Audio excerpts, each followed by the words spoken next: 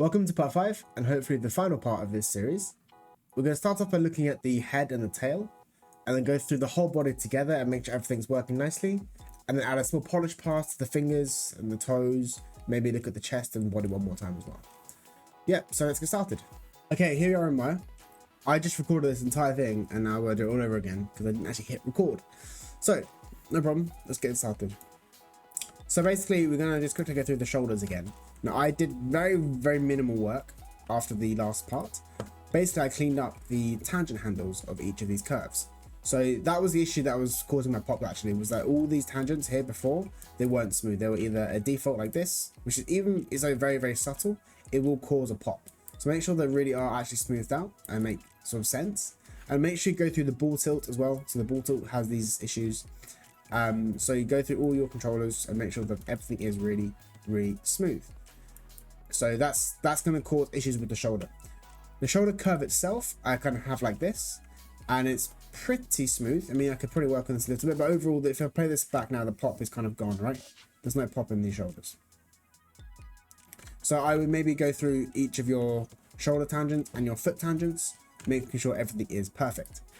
This is the curve for the other shoulder. It's basically the same curve, just different values for each of these controllers. I haven't touched the rotation Y and the rotation Z for either side. That's because I just don't feel like it's necessary. It's very subtle motion on these axes. And to make it simple, just stick to one rotation, which is the rotation X, which is this orange curve. But yeah, okay, hopefully your homework, whatever it's called, was successful. If it was, let's move on to the head and the tail, and then we can do some polishing at the end of this part. So let's do the tail first, because it's kind of quite easy, I think. So let's make this shape, which if I get up my reference, I can show you the shape I'm talking about. The shape of the tiger is pretty, it's pretty standard. It's got a very sort of long drop and then a very small curl. Of course, this is a muscle, and you can see here they do use it a lot in their sort of movement patterns. But for a cycle, we want to keep it simple, and we're not going to make anything crazy here. This is a vanilla basic walk cycle, essentially. So let's just stick to the main pose, which is about frame, I guess, sort of frame 128, this kind of pose here. And then we can put some offset side-to-side motion just to keep it alive. So let's make that pose on frame 0. So let's go to the first controller, maybe bring this down, these first two, bring this all the way down. And then we can take the bottom 3 and rotate them backwards. So it goes like this. Maybe take these two again, let's say geometry, these two again, and bring it up, bring it down. Just getting something close to the right shape. That's about right, I think. Maybe a bit less. There we go. That's about right, I think. Cool. So the way we're going to do this is we're going to go through each of the layers, as in each of the curves individually, but also animate the tail as one object together. Let's first of all copy frame 0 to frame 30. Set a key, and because we're going to follow the up and down motion of the hips, that up and down motion is over 15 frames, right? Which means frame 15 will also be the same as frame 30. We can add some very subtle variation, maybe just a very tiny small change, just to have a very similar but different curve value. Then we're going to find the up and down values of the hips. Because they're offset, we find the up value of the hips, and then maybe 5 frames later we can have the tail go up as well. So the up value for the hips is about there, frame 5. Let's go to frame 9 or frame 8 or 9, and let's make this tail, it's going to come up, right? It's going to kind of unfurl a little bit. So bring this up in space like that, and then we're going to find the down pose, which is probably, let's have a look at here. The down pose is, well, actually, by coincidence, we could probably keep this down pose at frame 15, because that's kind of the down pose there. So actually bring this value from 9 back to 8, just to have a similar sort of spacing either side. But maybe not the same. I think 8 or 9 is pretty perfect. And we're going to copy this frame value 8, go to frame about 23. That's the key, so it's now kind of the same curve shape. And if you play this now, we see what it looks like. Cool. You see how it's kind of following the tail? It kind of unfurls as the tail goes up. So let's make it even more sort of loose by selecting these curves. And I have what's called the name of the curve enable, which is go to view and curve name, active only. So when you select it, you can see the curve name. And of course, frame 1 or tail 1 is the top one, and tail 5 is the bottom one. So we're going to deselect tail 1 and move this forward 1 frame. Deselect number 2, forward, number 3, forward, and number 4, and forward. If you play this now, it's even looser. You can see it has a very slight looseness to the tail. You could even add some more sort of frames, maybe frame 5, 1 more, and frame 4, 1 more. See what this is like. No, I think that's bad. I think 1 frame each is fine. Very subtle. But what we could do is maybe add some scaling to these values. So go to the edit box and then scale. Cool. 1.2 or 1.1. Something a very small value. Maybe select number 5 and number 4 and hit apply once. Okay, let's see what it looks like now. Not too bad. But let's maybe go to the go to the view here, the number 1 on the keyboard, and bring this down to unfurl it a little bit. And maybe the value itself could be maybe. Let's go again. Apply. Let's have a look at this. Oh, so it brings down more. It's not too bad. Maybe also go to let's go to Control Shift and right click in the middle and make this bigger in itself. So make the curve itself bigger. That might be nicer. There, you can see how it's bouncing more now. There we go. I think that's a bit better. Yeah, see how the curve itself is bigger now? So it's actually kind of scaling properly. I think that feels nicer. So making the curve bigger, just one more time, that's Control Shift, then right click in the middle of the curve, and then you can make it bigger or smaller depending on your desire. You can also go to this value, which is the box here, which is what's it called? It's called the region tool scale and move keys, and then you can drag this bigger as well. That's also an option. Both methods are the same, whatever you prefer. Making it slightly bigger, a bit more of a bounce to the tail. Cool. Let's do the exact same method for the rotation X, which is going to be the side to side motion. So this one is a bit more subtle, but basically it's going to just do the opposite of the hips, kind of stay pretty central to the body, act as a counterweight to the hips. So let's find the passing pose, which is going to be this one. I want to bring this back on itself kind of to the middle like that. Maybe add some Y here as well, like that. And Y and X kind of work together. So add rotation Y and rotation X together like this. See what it looks like. And maybe then do the opposite for frame 23, because of course this is going to be over 30 frames. It's going from side to side over 30 frames. And then we can select all these keys at frame 23 and go to the box again. And remember, times equals -1. So times equals -1. Like that. And then we can put this to D, fix our tangents, which is of course always important. Oh, I missed that. There we go. Fix tangent, and same on the other side too. Fix the tangent. There we go. Cool. And then let's also offset these again. So let's find number 1, these two. Number 1, offset. Number 2, deselect them. Offset. Number 3, offset. Number 4 at the top. Offset. I don't know why the order goes 1, 2, 3, 5, 4. I never knew that. It's not just this rig, it's all rigs. I don't know why. And then let's have a look at this again. Cool, and maybe we can bring all these keys and move them back in space a little bit. Like that. Just to making sure they're kind of matching the hip a bit more. Just move it back 2 frames. Yeah, move everything back 2 frames. And then we can also select just the Y curve. Maybe move this back 2 more frames. See what it's like. No, maybe go the X curve, move this all back 2 more frames. Like this.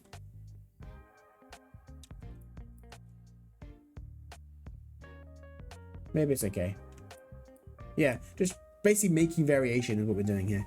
There's no rule because of course tails, A, they have muscles, they can control themselves, and B, there's definitely is secondary action in a way. So as long as it feels like it's alive and it's not breaking the character of your creature or model, then you should be okay. I think for this animation, it's fine. You can spend more time on this, maybe copy the reference more. That's fine. So if you want to pause the video, do that. Go ahead. I'm gonna go into the head now because the head's pretty quick as well. So the way the head works is, especially for this animation when it's prowling, he's gonna the head's gonna bob forward every time he goes up. He's gonna try and keep this head on the same level of viewing. He's obviously hunting or stalking something. If his head moves a lot like this, he can't see what he's doing. So that's obviously a problem. Let's make sure that is actually working. Cool. So let's go to the head first and let's check that it's actually working correctly. So just like the tail has 15 frames up and down, the rotation X for these curves is also going to be 15 frames. So I think for this first frame, we're going to find that the up pose, so he's going down.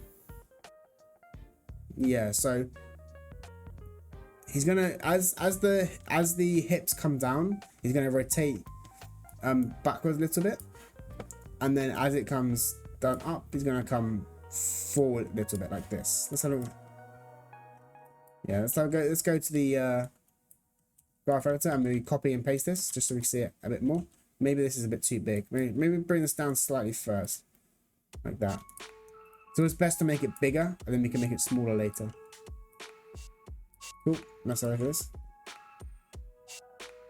I think it's a bit too big. A bit more subtle. Yeah.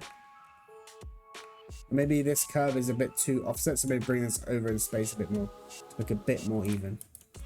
And these splines, these need to be changed, of course. Always work on your tangents.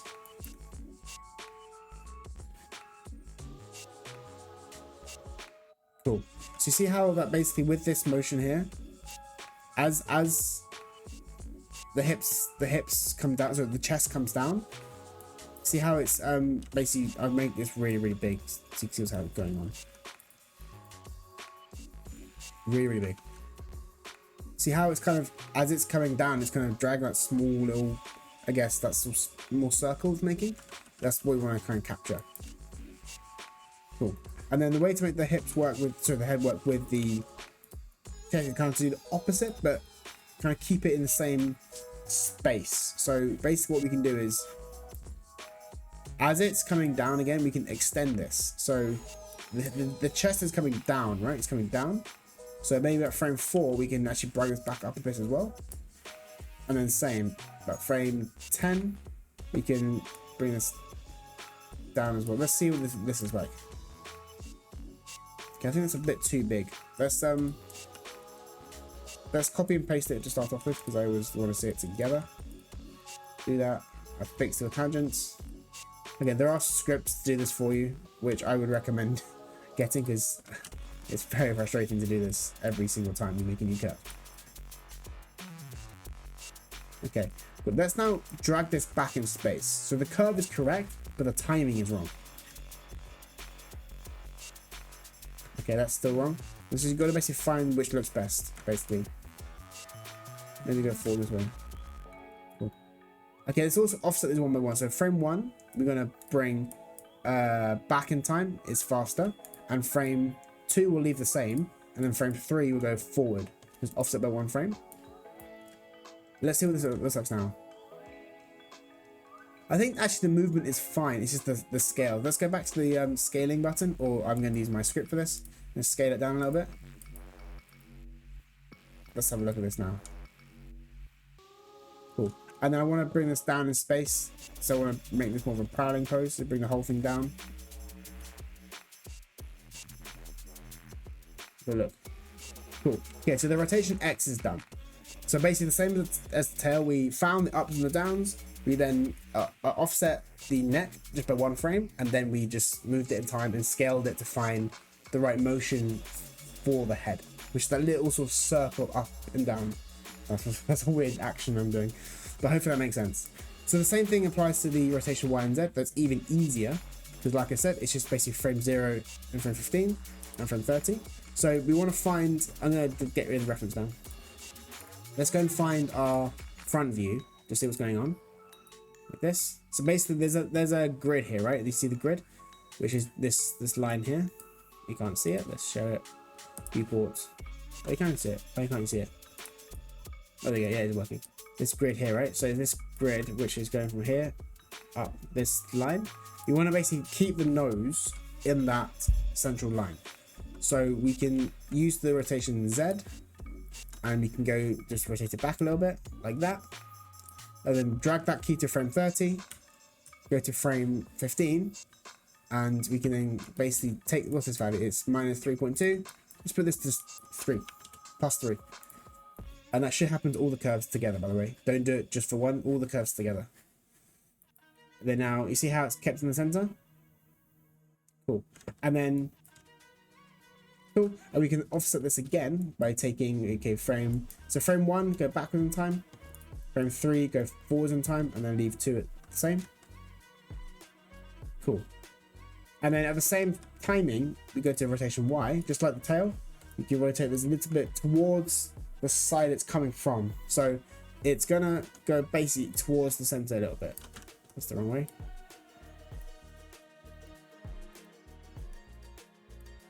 This is very subtle.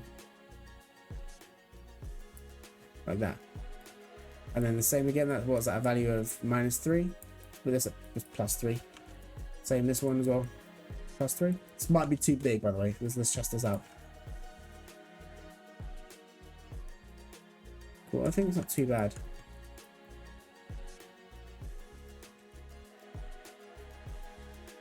And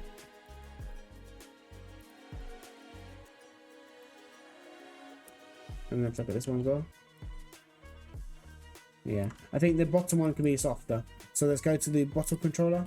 Maybe make this one just by itself a bit, scale it down in space, because that's affecting the neck quite a lot. So make it a bit smaller. Cool, let's look at this now. Cool. Okay, that's the head and neck done. Hopefully that makes sense. Again, spend more time on that if you think it needs a bit of work.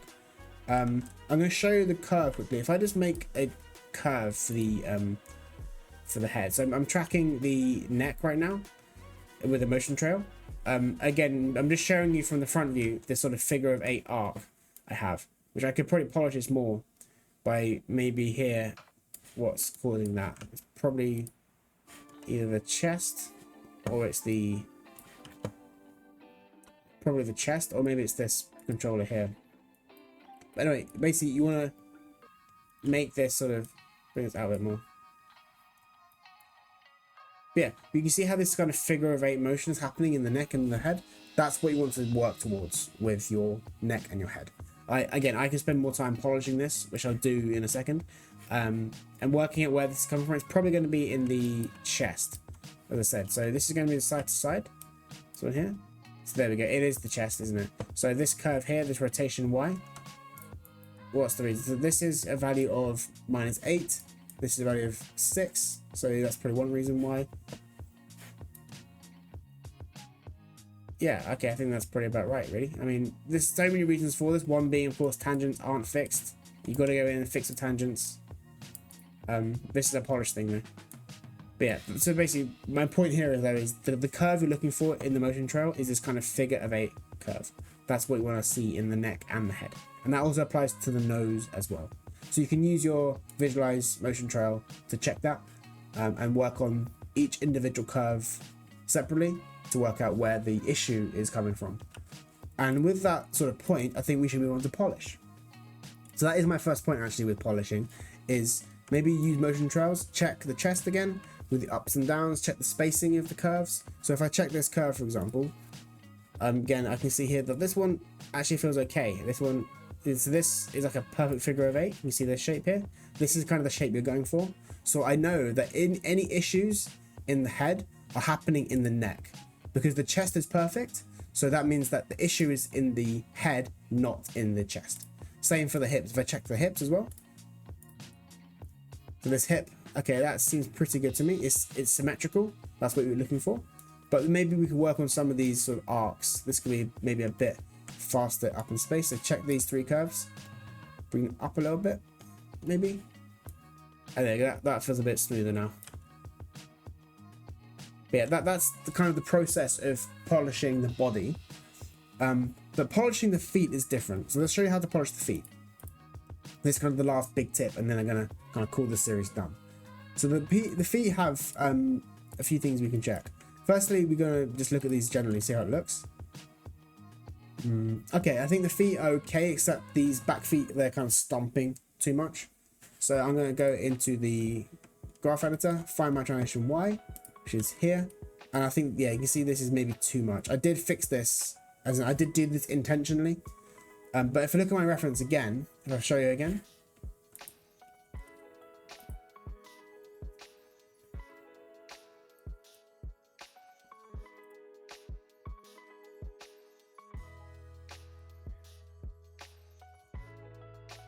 He is stomping his feet, but it's also because his ground is slightly uneven. I think he's kind of trying to catch his footing. So I think I can soften my feet, and they might seem a little bit more natural. So bring this down in translation Y. Bring this down also in translation Y, the other one too. And this key. Bring it down a little bit. Maybe also in translation Z, make it slightly slower, so it feels a little less stompy. So this is this curve here. Bring this down slightly. So look at this now. Yeah, that feels a lot nicer. Cool. Right, so the toes themselves, we can do a few things. Firstly, if you look at the controller, it actually hasn't gone through the ground here. So go to frame 1. Yeah, so go to the impact frame. Here you go, impact frame. So, first of all, check the ball lift is actually 0. So right now it's not, so let's make this 0. So copy the key. But even so, it's not actually on the ground. You can see it's got some gap. So we can actually take this translation Y. First of all, we can bring this down, the whole sort of 0 framed, 0 valued keys. We just bring this down in space in the graph editor to make it hit the ground. And then to make it feel like it's heavy and it's actually pushing into the ground, we can actually add a little bit more extra just through these keys here. It's really, really subtle. Maybe go to like the middle where it's at kind of the passing pose. This is the passing pose, right? Where it's the heaviest. Maybe just add a key here, add a key, insert key, and just bring it down so subtly. And also I've got some ball roll here, which is wrong. So I'm going to insert a key here and set this to 0 as well. Make sure you also select your keys. The reason why it should be 0 is because the feet won't be peeling off until you actually are lifting the foot to travel. So I had a mistake there, but that's what polishing is, right? Polishing is checking your mistakes, basically. So that's the first thing to change, is the ball roll and that translation trick. So that makes it feel slightly heavier. But the second thing we can do is use the spread controller on the toes, spread controller. So we can come in here and find where it's hitting the ground. So this frame 10, it hasn't quite contacted the ground with the toes yet. So I'm going to actually basically make this quite tiny using the spread minus value in the spread control. I'm going to back in time to frame 0. It's also on the ground here, so make this also quite small. Let's go to the graph editor now. So right now we see that frame 5 is open. Let's delete this key, so it's opening up slowly. And then right now it's hitting the ground. So over one frame, spread them. And again, find that passing position, which is about frame, we'll go frame 21. Insert a key, and maybe not quite as much as there, but maybe with this kind of curve. So this is the impact frame. So big difference. And then it's going to sort of slowly spread more and more. And then as it starts to peel off, the toes will come together and they will kind of then make that cup shape. So we look at this again. There we go. So now it's going to this pose. So we can actually make sure we copy frame 1, 0 to frame 30. There we go. And maybe just delete these keys. So this is the curve we're going for. You see that, how it's going to come together? It feels a lot heavier now. Cool. And then let's work on the toes themselves, because the toes actually have some sort of effort too. So I'm going to basically select the main top ones to start off with. At frame 0, let's keep it the same. And then at this same frame, maybe frame 9, key it down to lock the same value. Frame 10, leave it the same. And then at frame 11, we can also very subtly rotate these down in space, just so it feels again like the toes are taking the weight. I'm going to delete this key. And then about frame 24, keep it the same. And then maybe here we can start going in and rotating it backwards again. So it feels like it's not actually going through the ground. And then here again for 27, key it down. Maybe also you've got to use some of these smaller values too. So using the other toe controllers, and you can actually create a selection set or make a layer, like a display layer. Add these to the layer. You call this toe, like toes. And then you can just select all the objects and set a key. It's easier than having to go in and click one by one. But then set a key here and make sure that nothing's going through the ground. So we can rotate these back a little bit. And we go for the toes as well. This pose. Let's keep checking this timeline, going through the timeline. Let's go in. So here, of course, the value is already have animation, which is wrong. Let's go back and we can set a key at frame 24 and copy the frame 15 pose. So lock this down again. Like that. Let's check this now. So yeah, they're no longer lifting off the ground too early. Oh, there we go. So let's play this back with 1 foot. Cool. So that really feels heavier. It feels more alive. And the toes don't feel so dead when they're walking. Now, I won't show you the same method for all of the other feet, but it's the same thing though. You just got to go through each of the controllers. Check to make sure that the ball roll is not having weird tangents. Add in the spread control, the translations control, make sure it's touching the ground. Anything that just makes sense with polishing is kind of what you need to do. And then the last thing, of course, is to check that the toes don't go through the ground. So that's really important. But that's kind of my process for polishing. And I think at this stage, you know, in terms of the basic vanilla cycle, we can call this done. I mean, you're going to assume that I've done the other feet, of course. But yeah, I think that's kind of it. So what I'll do, I'll finish this off and I will then upload this to my Buy Me a Coffee page, where if you remember, you can download this file for free. You can see what I do. Hopefully that's useful for some people. In terms of adding a raw or like a head turn, I have a different video which I upload. There'll be a card somewhere. You can click on that video. That explains the method for adding like a raw or maybe like a head turn or something like that. And there is facial controllers with this rig, and you can add some like squash and stretch, like a blink or something. But this video has all the tips and tricks how to do that with a different character but the same method. So please check that one out. And if it was useful this series, then please do leave me a like, comment, and share this tutorial series with other people who want to learn how to animate a tiger. I am really trying to upload like nearly every day, so please, I'd love if you could support the channel. And yeah, thank you so much for watching and happy animating.